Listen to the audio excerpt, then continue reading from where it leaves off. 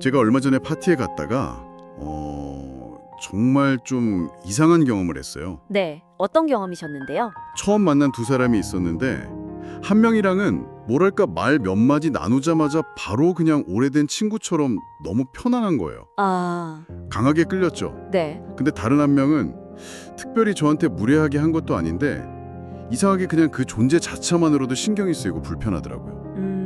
일주일 내내 그게 머릿속에서 떠나진 않는 거예요. 왜 누구는 즉각적으로 좋고 누구는 즉각적으로 싫었을까? 네, 바로 그 지점이 오늘 저희가 이야기할 주제의 핵심입니다. 오늘 저희가 살펴볼 자료 관계 속 투영 심리, 거울 효과 분석을 보니까 답이 그 사람들한테 있는 게 아니라 전부 제 안에 있다고 하더군요. 맞습니다. 왜 우리는 어떤 사람에게는 자석처럼 끌리고 또 어떤 사람에게는 가시돋친 듯이 반응하는가? 이 모든 감정의 근원을 파고 들어가면 결국 나 자신과 마주하게 된다는 것. 그게 바로 거울 효과의 골자죠. 네, 보내주신 자료가 바로 그 타인이라는 거울을 통해서 우리가 어떻게 자신의 욕망, 이상, 심지어는 애써 외면해온 어두운 면까지 들여다보게 되는지를 아주 흥미롭게 설명하고 있어요. 맞습니다. 그래서 오늘의 목표는 단순히 저 사람은 좋은 사람, 이 사람은 나쁜 사람 이런 판단을 넘어서는 거죠. 그렇죠. 내 안에서 일어나는 이 화학 반응의 정체를 좀 파악하고 그 감중의 소용돌이 뒤에 숨어 있는 진짜 나를 발견하는 것. 제 파티 경험을 한번 제대로 해부해 보면서요. 좋습니다. 타인에 대한 나의 반응을 단서로 삼아서 역으로 나를 추적해 들어가는 여정. 지금부터 함께 시작해 보시죠. 그럼 제가 강한 끌림을 느꼈던 그 사람부터 시작해 볼까요? 네. 진짜 처음 봤는데도 어색함이 하나도 없었고 그 사람이 가진 그 긍정적인 에너지에 완전히 매료됐어요. 자료에 따르면 이 편안함에 사실은 익숙함에서 온다고 하던데 이게 그냥 저랑 비슷한 점이 많아서 그랬던 걸까요? 비슷한 점도 분명 중요한 요소입니다. 우리 뇌는 기본적으로 예측 가능하고 해석하기 쉬운 대상을 선호하니까요. 아, 그렇죠. 나와 비슷한 가치관이나 취향을 가진 사람은 안전하다는 무의식적인 신호를 주는 거죠. 네. 하지만 자료에서 더 깊이 파고드는 지점은 우리가 끌리는 대상이 단순히 현재의 나와 닮은 사람에 그치지 않는다는 겁니다. 아, 그런 거요? 오히려 내가 되고 싶은 나, 그러니까 나의 잠재력이나 이상향을 극대화해서 보여주는 사람일 때 그 끌림이 훨씬 더 강력해진다는 거죠. 아, 거기서 궁금한 점이 생겨요. 그냥 저 사람 멋있다라고 느끼는 단순한 동경하고 지금 말씀하신 거울 효과는 어떻게 구분할 수 있을까요? 네네, 좋은 질문입니다. 저는 그 사람이 가진 여유로운 태도가 그냥 멋있다고 생각했는데 자료에 따르면 그게 사실은 제 내면의 어떤 욕망을 비춘 결과라는 거잖아요. 그 경계가 좀 모호하게 느껴져서요. 아주 좋은 질문입니다. 그 경계는 바로 감정의 강도 그리고 개인적인 의미 부여에 있습니다. 감정의 강도요? 네, 예를 들어 TV 속 연예인을 보고 멋있다고 느끼는 건 일반적인 동경일 수 있죠. 하지만 그 사람의 특정 모습, 가령 어떤 비판에도 흔들리지 않고 유머로 받아넘기는 태도에 유독 마음이 크게 움직인다면 그건 내 안의 결핍과 관련 있을 가능성이 높습니다. 나도 저렇게 단단하고 여유 있는 사람이 되고 싶었는데 하는 내면 깊은 곳의 이상적 자아를 건드린 거죠. 그렇군요. 그 사람을 통해 내가 바라는 나의 가장 빛나는 버전을 보는 겁니다. 듣고 보니 그렇네요. 제가 그 사람의 여유로운 태도에 그렇게 끌렸던 게 평소에 제가 예상치 못한 상황에서 쉽게 당황하고 불안해하는 제 모습에 대한 불만이 있었기 때문인 것 같아요. 바로 그 지점이죠. 그 사람은 제가 갖고 싶지만 갖지 못한 모습을 너무나 자연스럽게 갖고 있었던 거네요. 네. 자료에서 이런 끌림의 종류를 세 가지로 나누던데 첫 번째가 방금 이야기한 내가 되고 싶었던 이상적인 모습이었고요. 네, 그리고 두 번째는 내가 추구하는 삶의 모습을 이미 살고 있는 사람입니다. 이건 성품보다는 라이프 스타일에 가깝다고 할 수 있죠. 라이프 스타일이요? 예를 들어 안정적인 직장을 그만두고 나만의 사업을 시작하고 싶다는 막연한 꿈을 가진 사람이 있다고 쳐요. 네. 근데 이미 그렇게 성공적으로 자신만의 길을 가는 사람을 만났을 때 느끼는 강렬한 동질감 같은 겁니다. 그건 단순한 부러움을 넘어서는 거예요. 아, 내 꿈이 불가능한 게 아니구나. 하는. 맞아요. 가능성을 확인하는 대리만족의 경험인 거죠. 그리고 마지막 세 번째는 내가 이미 가진 긍정적인 면을 똑같이 가진 사람을 만났을 때라고요? 이건 정말 말 그대로 거울이네요. 그렇죠. 내가 나 스스로에 대해 좋게 생각하는 점, 가령 나는 그래도 약속은 꼭 지키는 사람이야, 이런 신념이 있다면 약속을 칼같이 지키는 다른 사람을 보면서 큰 안정감과 유대감을 느끼는 거고요. 내 방식이 틀리지 않았어라고 확인받는 느낌이랄까요? 네, 딱 그거예요. 바로 그겁니다. 이 세 가지 긍정적인 거울은 모두 우리에게 안정감, 희망, 자기 확신을 줍니다. 그래서 그런 사람 곁에 머물고 싶어지는 건 어쩌면 당연한 심리적 반응인 셈이죠. 와, 이렇게 누군가에게 끌리는 건 정말 기분 좋은 경험이네요. 제 파티 경험의 절반은 이제 설명이 됐어요. 그렇죠. 하지만 이 거울이 항상 우리가 보고 싶어하는 모습만 비추는 건 아니라고요. 오히려 우리가 가장 피하고 싶은 정말 불편한 모습을 비출 때가 훨씬 더 강렬하다고 자료는 지적하는데 이 부분이 진짜 흥미로웠습니다. 그렇죠. 이제 그 파티에서 느꼈던 그 불편한 감정의 정체를 마주할 시간입니다. 네, 특별한 이유 없이 누군가가 거슬리고 싫을 때 우리는 보통 그 원인을 상대방의 문제로 돌리곤 하죠. 맞아요. 저 사람 성격이 이상해, 말투가 죄수 없어 이러면서요. 네. 하지만 거울 효과에 따르면 그 불편함의 진짜 진원지는 바로 내 안의 그림자 때문입니다. 아, 심리학자 칼 융이 말한 그 그림자 개념이군요. 맞습니다. 내가 인정하기 싫어서 무의식 깊은 곳에 억압해둔 나의 부정적인 모습들. 자료에 나온 예시들이 아주 직설적이었어요. 게으름, 이기심, 질투, 무책임함 같은 것들이요. 맞습니다. 그런데 여기서 중요한 건 왜 우리는 다른 사람에게서 나의 그림자를 볼 때 그렇게까지 격렬하게 반응하느냐는 겁니다. 그러게요. 왜죠? 자료는 융의 이론을 빌려서 이렇게 설명합니다.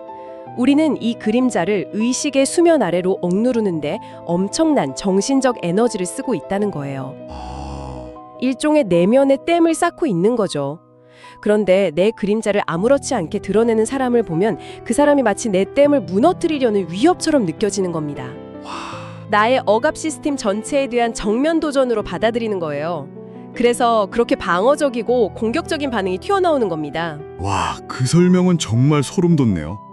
단지 그 사람의 행동이 싫은 게 아니라 내 안의 무언가를 지키기 위한 필사적인 발버둥이었다는 거잖아요. 바로 그렇죠. 그러고 보니 제가 유독 회의 시간에 아무 말도 안 하고 가만히 앉아있는 사람을 보면 속에서 천불이 나거든요. 오, 왜 저렇게 무책임하게 숟가락만 얹으려고 하지? 하면서요. 근데 돌이켜보면 저도 가끔은 그냥 아무 생각 없이 편하게 있고 싶다는 욕구가 있거든요. 네네. 그걸 억누르고 어떻게든 기여하려고 애쓰고 있었던 건데. 아주 정확한 자기 분석입니다. 바로 그 지점이에요. 아, 그 사람의 수동적인 태도가 싫은 게 아니라 그 태도가 내 안에 억압된 편해지고 싶은 욕망을 건드렸기 때문에 화가 나는 겁니다. 그렇구나. 그 분노는 사실 그 사람을 향한 게 아니에요. 나는 이렇게 애쓰고 있는데 너는 왜 그렇게 편하게 있어? 라는 내 안의 불균형에 대한 외침인 셈이죠. 와, 그래서 우리는 그 불편함에서 벗어나고자 상대를 무책임한 사람으로 규정하고 비난함으로써 나는 저 사람과 달라 라고 선을 긋고 안도하려 하는 겁니다. 강정의 강도가 중요한 단서라는 말이 그래서 나오는 거군요. 네, 맞아요. 그냥 저 사람은 좀 수동적이네 하고 넘어갈 수 있는 문제를 어떻게 저럴 수가 있지? 라며 참을 수 없는 분노를 느낀다면 그건 더 이상 남의 문제가 아니라 내 문제라는 신호인 거네요. 그렇습니다. 그리고 그 감정의 크기만큼 내가 그 그림자를 억압하는 데 많은 에너지를 쓰고 있다는 증거이기도 하고요. 그렇군요. 결국 제가 파티에서 느꼈던 그 알 수 없는 불편함은 어쩌면 그 사람이 제가 애써 감추고 싶었던 제 어떤 모습을 무심코 드러내고 있었기 때문일 수도 있겠다. 이런 생각이 드네요. 네, 긍정적인 거울을 통해 나의 이상을 보고 부정적인 거울을 통해 나의 그림자를 본 셈이네요. 네, 이쯤 되면 사람은 타인을 통해 자신을 배운다는 자료의 핵심 주장이 명확해지죠. 맞아요. 모든 관계 속 경험, 특히 감정을 크게 흔드는 경험은 나를 이해할 수 있는 아주 중요한 교재가 되는 겁니다. 자료에서 특히 감정이 크게 요동칠 때를 주목하라고 강조한 부분이 그래서 인상 깊었어요. 우리는 보통 화가 나면 그 화를 유발한 상대방에게만 집중하잖아요. 너 때문에 내가 이렇게 화가 났어 하고요. 근데 사실은 그게 아니라는 거죠. 네, 거기서 한 걸음 더 깊이 들어가면 우리는 사실 현재의 그 사람에게 반응하는 것이 아니라 나의 과거, 나의 깊은 상처, 그리고 나의 결핍에 반응하고 있는 것이라고 자료는 말합니다. 눈앞의 타인은 그저 내면의 오래된 무언가를 건드리는 방아쇠, 트리거 역할을 할 뿐이라는 분석입니다. 방아쇠 역할이라. 그게 바로 제 상사 이야기 같아요. 어떤 일이셨죠? 제가 얼마 전에 보고서를 정말 밤새워서 써갔는데 상사가 쓸 훑어보더니 별말 없이 그냥 알았어 하고 가져간 거예요. 네, 다른 사람들은 원래 무뚝뚝한 분이잖아 하고 넘겼는데 저 혼자 그날 하루 종일 모멸감에 치를 떨었습니다. 이게 바로 방아쇠에 해당되는 걸까요? 전형적인 예시입니다. 한번 스스로에게 질문을 던져보세요. 그 감정이 정말로 상사의 무심한 말 한마디 때문에 생긴 100%의 감정이었을까요? 아니면 그 상황이 과거의 어떤 경험을 떠올리게 하지는 않았나요? 예를 들어 어린 시절 아무리 노력해도 부모님께 충분한 인정을 받지 못했던 기억이라든지, 아, 혹은 형제자매와 비교당하며 느꼈던 서러움 같은 것들이요. 듣고 보니 할 말이 없네요. 사실 어릴 때부터 늘 그랬어요. 제가 아무리 노력해도 결과물에 대한 칭찬보다는 부족한 점에 대한 지적을 먼저 듣곤 했거든요. 그렇군요. 그래서 인정받고 싶은 욕구가 굉장히 강해요. 아, 그러니까 상사에게 느꼈던 그 극심한 모멸감은 사실 상사가 아니라 인정에 목말랐던 어린 시절에 제가 느꼈던 감정일 수 있다는 거군요. 바로 그겁니다. 와, 그건 정말 생각도 못했네요. 상대방의 행동은 현재 시점의 사건이지만 나의 반응은 과거부터 축적된 나의 역사가 응축된 결과물인 거죠. 네, 상대방은 1만큼의 자극을 줬는데 나는 내 과거의 상처까지 더해서 100만큼의 고통을 느끼는 겁니다. 상사는 그저 잊고 있던 나는 인정받지 못하는 존재라는 오래된 상처 버튼을 다시 눌렀을 뿐이에요. 그래서 왜 나는 이 문제에 이렇게까지 크게 반응할까? 이 질문이 모든 관계의 핵심 열쇠라 되는 겁니다. 그 질문의 끝에는 현재의 상대방이 아닌 나의 풀리지 않은 과거의 숙제가 기다리고 있을 가능성이 높습니다. 와, 정말 모든 인간관계가 결국 나를 공부하는 과정이라는 말이 실감이 나네요. 그렇죠. 피하고 싶은 사람조차도 나에게 무언가를 가르쳐주기 위해 내 인생에 나타난 스승일 수 있다는 생각마저 들어요. 보기 싫지만 꼭 봐야 하는 진실을 비춰주는 거울처럼요. 맞습니다. 그래서 자료는 관계의 어려움을 해결하는 열쇠가 상대를 바꾸려는 노력에 있는 것이 아니라 이 관계가 나에게 무엇을 보여주고 있는가를 들여다보는 자기 성찰에 있다고 강조합니다. 네, 내가 외면해온 나의 그림자를 가장 선명하게 비춰주는 사람이야말로 나를 한 단계 더 성장시킬 수 있는 가장 소중한 인연일지도 모릅니다. 물론 그 과정이 편안하지만은 않겠지만요. 결국 오늘 우리가 함께 파헤쳐본 거울 효과는 한 문장으로 정리될 수 있겠네요. 네, 우리는 타인을 통해 또 한 번 나를 만나고 있다. 누군가를 좋아할 때도 미워할 때도 그 감정이라는 영화를 상영하는 주체는 결국 나 자신이라는 것. 그렇죠. 타인은 그저 내 마음을 비춰주는 스크린이었던 셈입니다. 네, 아주 적절한 비유입니다.